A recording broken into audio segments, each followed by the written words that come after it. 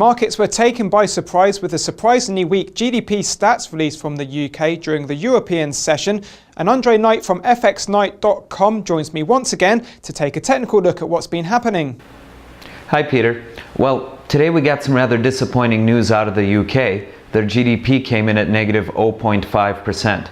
And also the prior quarter got revised down to 0.7%. So I thought today we'd take a look and see how the British pound fared against the euro. Let's take a look. What you can see on this chart is an uptrend that lasted on the euro pound for quite a while now, and basically today's news just helped give it its last little kick up. The question we have is, where is this thing going to reach its top? Best way to answer that question whenever you see a zigzag pattern like this is to reach for the Fibonacci tool. And what I'm going to do is I'm going to click at the most recent bottom, because we're measuring an uptrend, hold my mouse button down and drag up to the most recent top. When I do that and let go, you'll see that we had a retracement to 78.6. Now 78.6 is a little bit of a tricky retracement. Okay, our rules for this one are a little different. What we're going to do with this one is split it up into two trades. The first trade trades from 78.6. Once you're sure that you've got a bottom and you're rounding back up, we trade from here up to 0 and no higher. We exit here no matter what, because look, very often you have a sharp and sudden pullback. Okay, so the first trade goes from 78.6 to 0.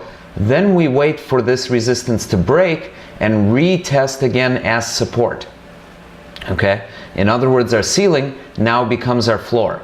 If you get that retest as support, you get to enter a second trade, which takes you from 0 up to 161.8.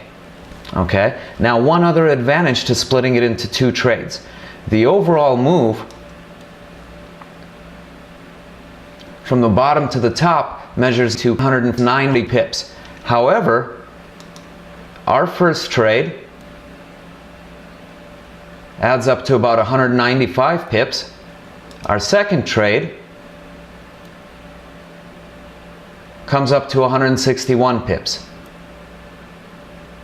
And as you can see, the total is greater than the sum of its parts. We'll see you next week. So the purpose of this is to give you an insight into how the mind of a professional trader works, and you can maybe pick up some tips along the way. Goodbye for now.